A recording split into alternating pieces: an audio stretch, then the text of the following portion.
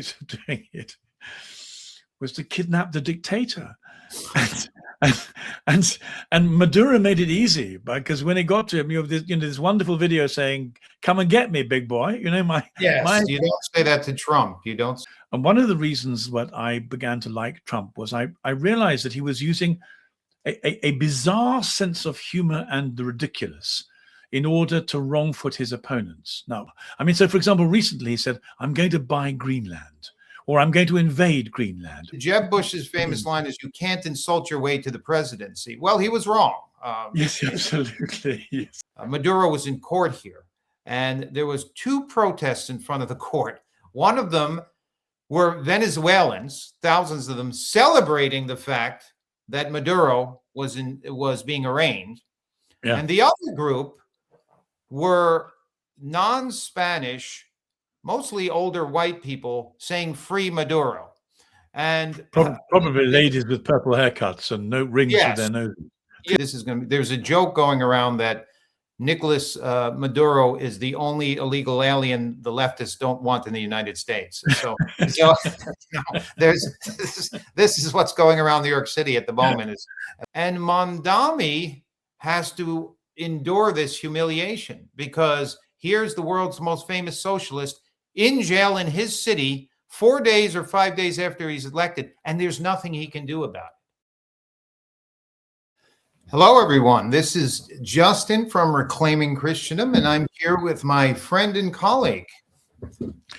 Yes, I'm Gavin from Reclaiming Christendom, and this is going to be a new departure. Partly, Justin, because I so enjoy talking to you, and you make me laugh a lot. And so when we talk, I hope some of it's intentional. I hope some of it's intentional. It's almost all intentional. Oh, that's a good sign. And as we discuss the project of Reclaiming Christendom and what we do together, we found ourselves. I thought we found ourselves saying some very interesting things. And I thought Justin is so good at this point. I think other people should hear some of your wit and humor. I'm not sure if people have discovered quite what a gold mine you are. You're a novelist, and novelists are dangerous people, because, as I've discovered to my cost, they understand human nature. They read people like books and then write books about them. Yes. And never good to know them, because later they're going to publish all your inner secrets. So that's what I'm terrified of. So I thought probably I'd try and get some kind of controlled disclosure while we're talking at the moment. And I mean, when I first came across you should publicize your book straight away. You've written this extraordinary novel on a Mediterranean island, and I thought, how does this man get this insight into human nature? You went on a journey, didn't you, of an existential journey where you collected all wisdom about human people and then brought it back to the rest of us. Well, yeah, I mean, I never liked a writer who didn't go out there and do the groundwork. I always thought a writer, writers of yore went on journeys, spent time, whether it's a Hemingway or anyone, spent time in the field, got to know things. So I spent several years out in Europe, just wandering around, going from country to country. I had work because I had former work as a lawyer, so I was able to find work here and there. But I did a lot of exploring, and what I did is I got to know the people in the countries. I spent time in your wonderful country, England, plenty of time there for several years, actually, and in other countries, and that gave me a lot of fodder for my novels, and especially the new one on Ibiza. Plenty of the information. 6 months I spent on the island, got to know dozens of people mixed in, and that's what the book is based on. So I'm sure anyone will have a very enjoyable and a good laugh as well when they read it. It's a very good book, and it scared me witless, because you and I had become friends, and you said, "Have you read my book?" And I said, "No, well, I haven't read your book." And have you read mine? You haven't read mine either, for that matter, but yours is more interesting. So I read your book and I thought, oh my heavens, I've been talking frankly to this man who can see through at least 5 layers of personality and then drag out the thing that you're hiding behind them. As I watched you expose people in your novel, not horribly, just as characters in life, and thinking, I've got to be much more careful how I talk to Justin in future. And I realized that was hopeless. There's no hiding, no running. It's just what it is. But I thought people should realize that you bring to our conversations a degree of of human and actually spiritual, philosophical insight that no one will give you credit for just by looking at you. No, they just think, oh my God, look at that good-looking guy. No, I'm just kidding. No, what I have to say is, with as you as a writer as well, which I have been impressed with, is the ability you have to crank out just very impressive articles, several a week. I was talking to my wife about this because I read your articles, and it is amazing how each one has magnificent insight. They're all well written, and you can just crank them out at that rate. I just don't know how you do that. And I was bringing that up, and I said, how maybe once every 2 weeks, but you're doing what, 3 of these a week on your channel? Well, there's a good reasons and bad reasons for this. There's the bad reason is the bill comes through the door. I put my head in my hands. I've got to pay this bill. How am I going to pay this bill? I better write an article, and it better be a good one, or the bill won't get paid. The bad reason is that the Substack is an extremely interesting invention, and if you have to decide whether or not you're going to become a writer on Substack, and if you do, it's a bit like riding a very fast bicycle. You're going to have to ride it at its speed, not your speed, because it's been algorithmically programmed to succeed in certain conditions. And so if you don't have to succeed on Substack, you don't have to, but if you're going to make an impact through Substack, and Substack's a very good way of making an impact because it sends out what I call its algorithmic pixies to go and find you readers. If you feed them the right thing at the right time in the right way, it will go and find you an audience. Now, this is a genius thing. And since essentially there are 1.4 billion Catholics in the world, and I'd like to reach as many of them as I can, I'm glad that Substack will do some of the heavy lifting for me, because better that way than not. Well, considering that, it's funny, in the last week, I have received so many calls about, and I'm here in New York, you're obviously England based, I'm New York based. Everybody is calling about the situation in Venezuela, right, as if I have all the information because I'm based in the US. But that seems to be the hottest topic in the world. Whether you're in China, Russia, South America, it doesn't matter. Venezuela is the topic, and I think there's a reason for that, because it covers international politics and much more at so many levels. You wouldn't think this small country is so key to the world, but I think most of the world is waking up to that right now.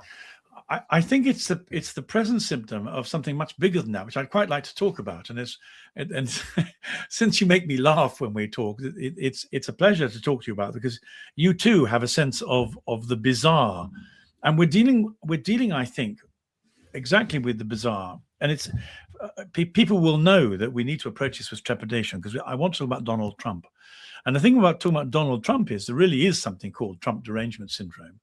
And the world is divided between those whom he makes laugh and who admire him, and those that he makes foam at the mouth and who want to kill him. And there's not a great deal in between. And one of the things I discovered earlier on was he made me laugh, and I really loved him.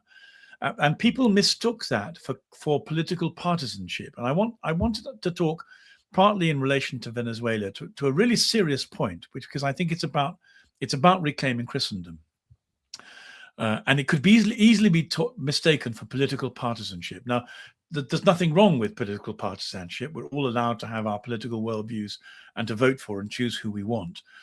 But I think in this particular case, we're dealing with something much more important than whether you're a Republican or a Democrat, whether you're a conservative or a socialist. We're actually dealing with, how do you redeem the world from the misuse of power? And one of the reasons that I began to like Trump was I realized that he was using a bizarre sense of humor and the ridiculous in order to wrongfoot his opponents. Now, people use different methods to try and get behind the defenses of people that they're engaged with. But what I loved about Trump was his sense of the ridiculous and the bizarre. I mean, so for example, recently he said, I'm going to buy Greenland, or I'm going to invade Greenland. And it is so obnoxiously off the scale. Everyone everyone then just says, you're either joking or you're a very bad man.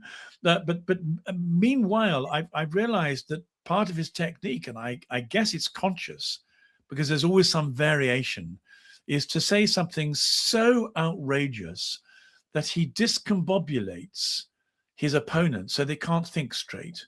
They can't think straight, they can't strategize straight, they can't respond straight. And while they're off balance, he's then setting about trying to achieve whatever it is he wants to achieve. Now, I'm not saying this makes him a good man or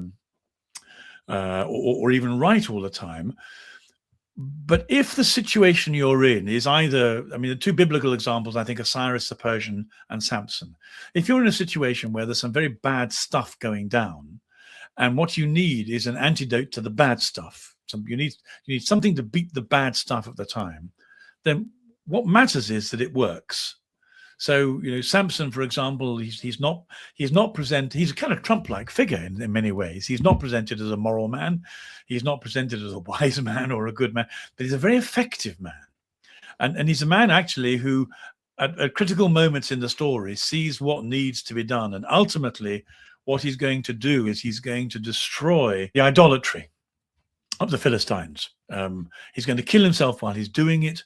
But in Scripture and in the purposes of God, this highly flawed individual who suddenly gets a sense of what's required and acts on a grand scale, utterly disproportionate to anybody else, fulfills God's purposes for him because there's a moral struggle going on. And I don't want to suggest that Trump is a holy fool. That would be really to mistake the category. But I do think that given the corruption of power that we in the West have found ourselves dealt with, interests of power that are hidden behind the scenes. We can never get to the people exercising the power because they're too well entrenched, they're too hidden, they're too corrupt. And what we need is somebody who doesn't belong to the system to blow it up so that some oxygen can flow in and some resettling of the horizon can take place. And one of the reasons I liked Trump was that I thought that he didn't belong to the political establishment. He was an outsider. They couldn't control him. They couldn't blackmail him, though they did, of course, try both. They couldn't threaten him, though they tried. They could lock him up. They tried. They could kill him. They tried. But there's just been this great sense of Trump, the disruptor, disrupting the powers that be. And then the question is, having disrupted them, can he build something better or not? Now, I think the jury's out on that. And one of the things Trump had to do if he was going to restore democracy was to stop the people who were creating a situation by which democracy was going to collapse on itself. The question was, how could you stop whoever it was producing this situation which was going to eat American democracy from the inside? And one of the ways of doing it was to kidnap the dictator. And Maduro made it easy because when it got to him, you have this wonderful video saying, "Come and get me, big boy." You don't say that to Trump. You don't say. Well, I would like to add what a lot of people forget about Trump is a New Yorker. Trump is from New York, and as probably in your country, there's different personalities in different regions. New York and even the boroughs of New York each has its own personality. And Trump is from Queens, New York. I'm also born in Queens, New York. So I understand that. There's a famous billboard on the West Side Highway when you leave New York. And as you're driving out of New York, it says, say goodbye to New York and welcome to America. So what that really means is the type of personalities that New York creates are completely different, even than other Americans. Yeah. And I think when Trump came on the scene, and you saw him debating with a Jeb Bush or these other people, they had never encountered such a force. For me, it was something familiar. I had dealt with these things. But for 98% of America, this type of debater, because he was dominating the debates with a style that was completely unorthodox. They weren't sure how to handle this man, and he was able to dismantle everybody using these techniques that came from being a New Yorker. So I think people have to remember that as you said. Yes, go ahead. Can I interrupt you there, or do you want me to wait Yes, until I want to ask you about New York humor? That's why. yes, go ahead. Well, so one of the reasons I mean, I've been trying to write a book on humor, and a book on the way in which humor is the key to the abuse of power. And I know that's what we're talking about. I think is the way in which Trump is the key to dealing with abuses of power that have taken place and that threaten the West very seriously. Mhm. And so the moment I saw Trump debating, I wasn't particularly interested in the fact that he had a media personality in America, or he was 6 foot, however he was, or whether he was clever or not clever. What I loved was the way in which he was using humor to deflate the aspirations for power of his opponents. And I thought, this is exactly the right tool to use. It's very effective. It's very funny. Very effective. And frankly, I like laughing. And of course, what you've done is you've made me realize, and will you talk about it a bit, about New York humor? Because if is this a Queens thing particularly? I mean, you've got it too. You make me laugh frequently. There's a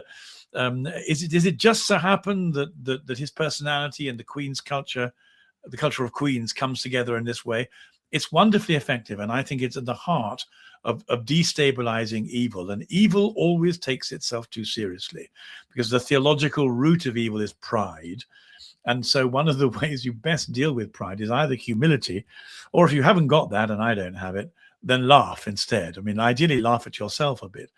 So it's the fact that Trump seems to me to have this quasi-holy capacity for laughing at the abuse of power.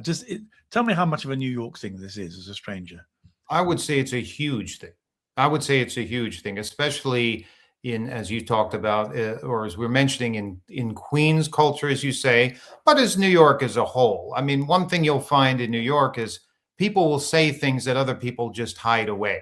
They'll mention things that people would keep in the closet for years, and they'll just ask you that. I have friends who are pretty big comedians and pretty big businessmen from New York. When I talk to them, it is a very different conversation. They'll bring up anything to embarrass you, and they'll bring up things about themselves. And for the rest of the world, well, certainly for somebody from Kansas or for somebody Montana, when they hear this, their jaw drops. That's why, if you remember in the debates, Ted Cruz, even Marco Rubio, who's now a big ally, Jeb Bush was the prime example, was completely destroyed.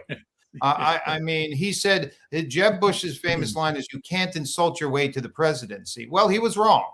Yes, absolutely. Yes, he was wrong. So New York humor is, to a degree, saying things that other people won't say. Everybody knows they're in the room. Everybody knows it's true, but nobody wants to mention it.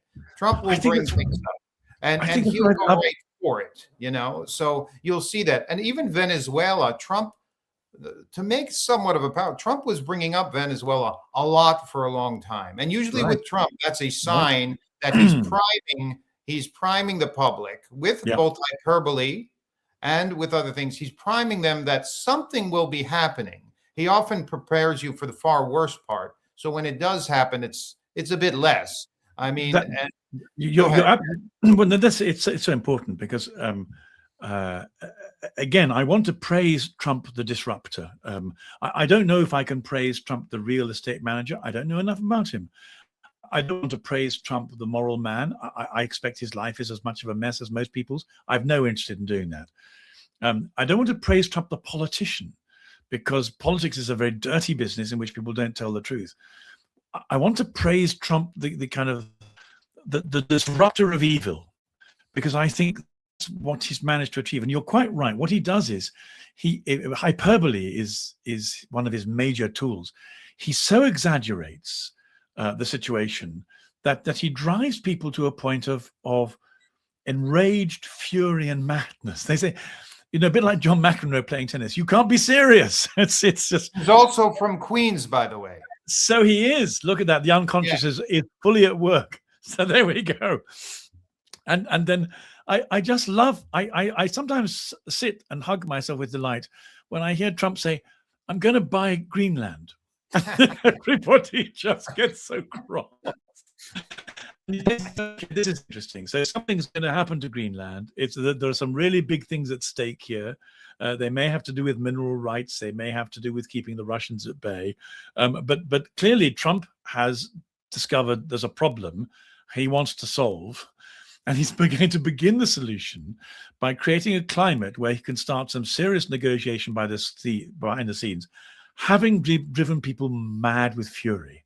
Stage one, yes.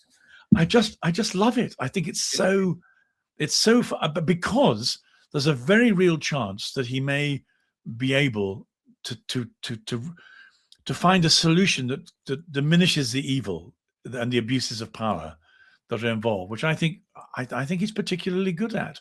I don't. Sorry, go on. Your turn. Yeah, no. Well, if you look at the way Venezuela was handled, like some people forget, there was a bounty out on Maduro, first by Trump. I believe it was his first administration was 15 million.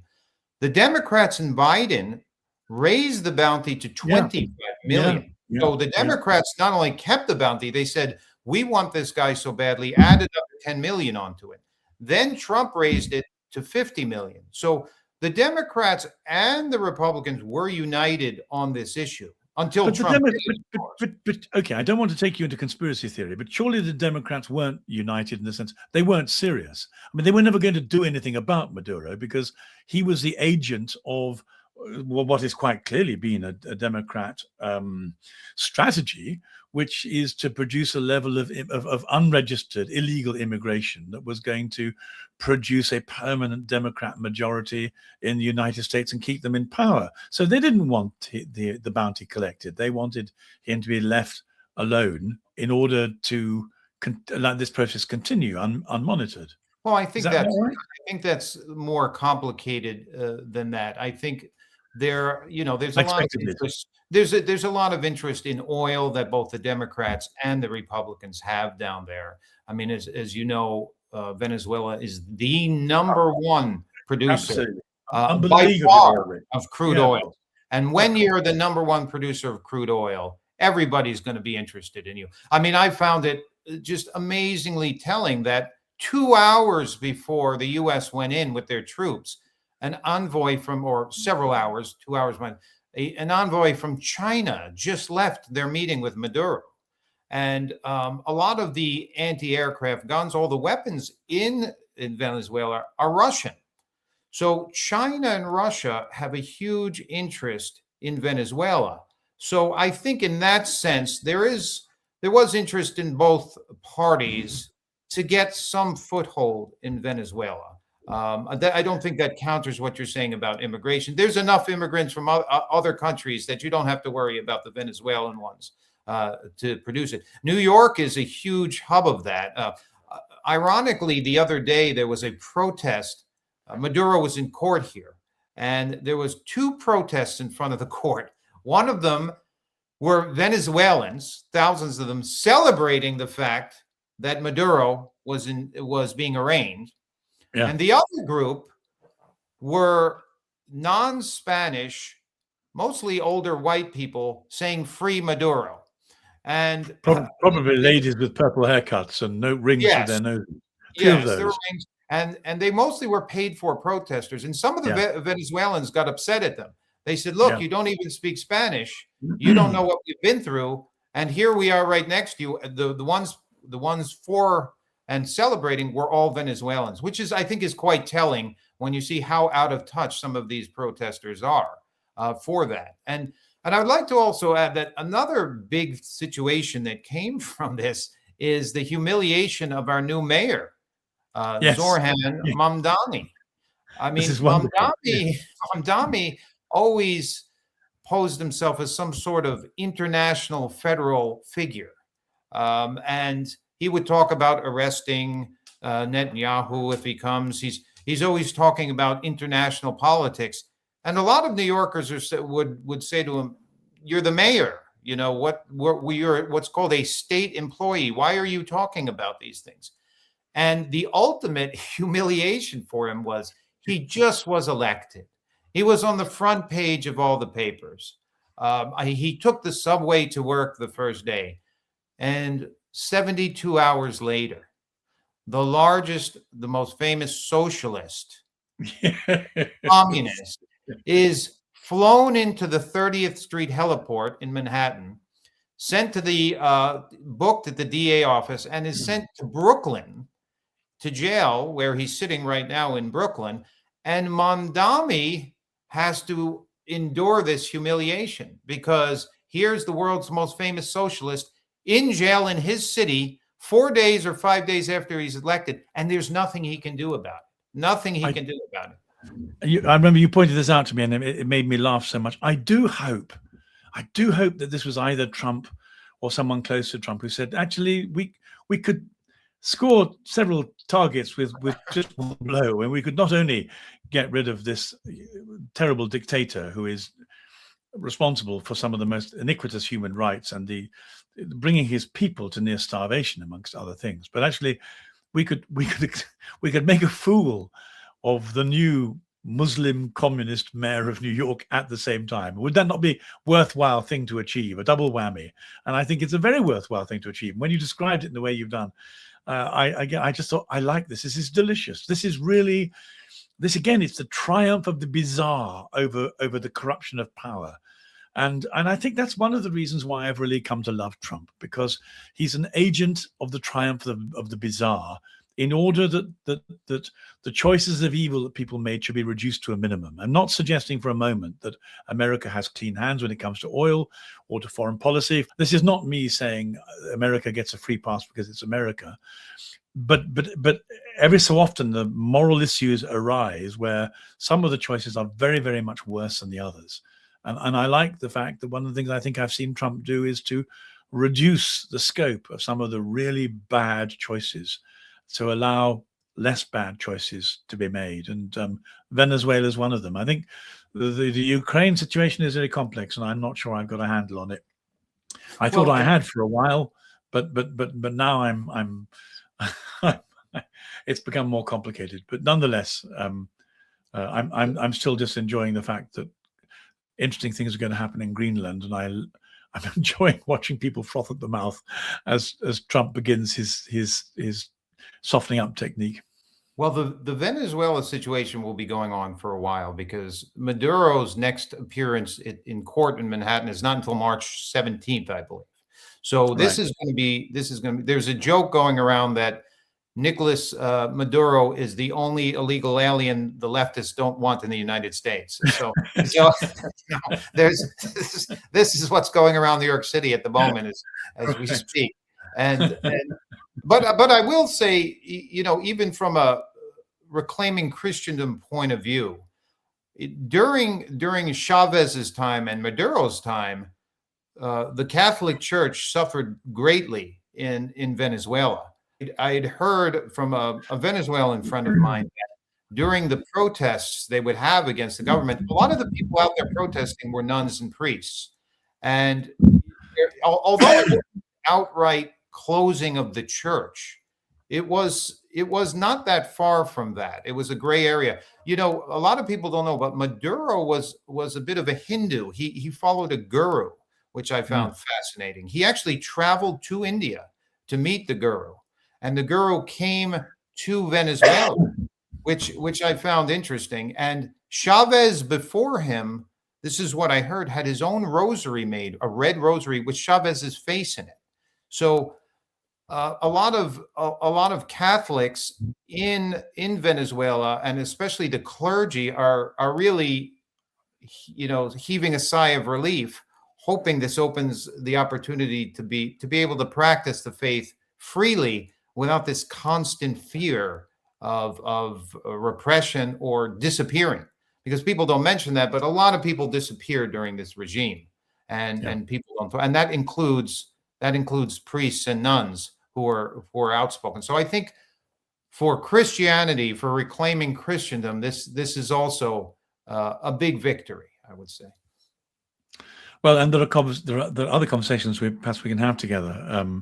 One of the ones I'd like to do is to talk about the Spanish Civil War and how I had to reconfigure, in order to become a Catholic, or rather as part of becoming a Catholic, I had to reconfigure my understanding of the way in which the Catholic Church has stood out against what Mamdani describes as the warm currents of collectivism, whilst at the same time dealing with the fact that I don't think the American bishops have covered themselves in glory in terms of the way in which they've been finding themselves involved in the whole reprocessing of illegal immigrants. But that's, again, that may take me beyond my own expertise and the stuff I've simply read. But anyway, I'd be glad to talk more about it, because I think the ways in which we try and bring Catholic integrity to bear on a morally complex situation that is not only morally complex but politically complex. What's the word I'm looking for? It's complex in terms of the information we get. We need to try and find out facts rather than just repeat propaganda that other people give us. Well, I think people here in the States realize that Trump has been a huge defender of Christianity. A huge defender of Christianity. I mean, whether you're talking about the Christmas Day strikes in Nigeria, don't forget Trump set up an office for the formation of Office of the Faith, which is entirely for finding anti-Christian bias. So that's another element to his, as you talk about Trump and his presidency, there's another element that we should go into another time, of that he's really one of the most pro-Christian presidents. And takes action, doesn't just talk about it, actually takes action, which I think we should do that. I'd love to do that, because I think there are things we ought to give some form of recognition to. There's the whole fact that in future the very existence of freedom of speech in my country may entirely depend upon what Prussia, Trump and Vance are able to put upon the seriously dreadful people who are trying to close down freedom of speech and freedom of thought. It just could be that freedom of speech in the world's oldest democracy may depend upon the bizarre sense of humor of the man from Queens. Yes, absolutely. I mean, we hear stories over here of what's going on there, that there's more people arrested online than in Russia or something like this for online violations. It's very frightening. It's very frightening. And I think in the next months, a lot is going to be happening. That's the sense I have. Because first of all, Venezuela, as we said, is not just some small country in South America. There's a reason the Chinese envoy is there. There's a reason Russia, which is outstretched at the moment because of Ukraine, just had a tanker seized. It had the Russian flag on it, full of oil. I don't know how they were using that. Usually, if you have the Russian flag, the U.S. forces won't seize it, but it was.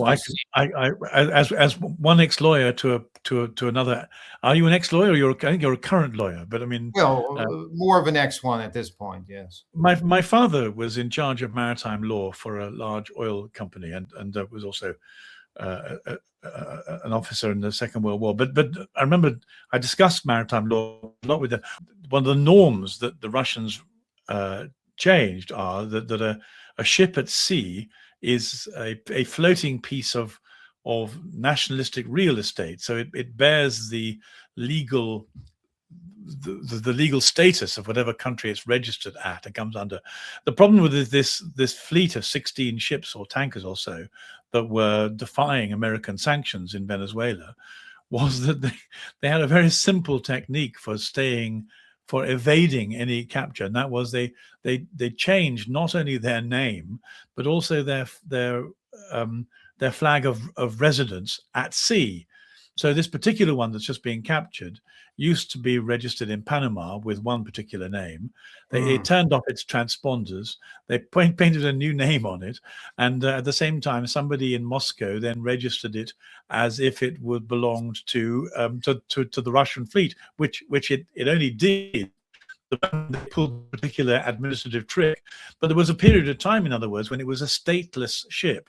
And it's precisely the fact it moved from being legitimately flagged to Bermuda, wherever it was, went through a period of self-imposed statelessness as it covered its name up and deregistered itself in order to improperly re-register itself with the Russians. And it's on the basis of that entirely improper transition from legal to illegal to pseudo-legal that gave the Americans the legal authority to board it and say, you forfeited your legal protections and status. You're not what you appear to be, and you're certainly not what you claim to have become.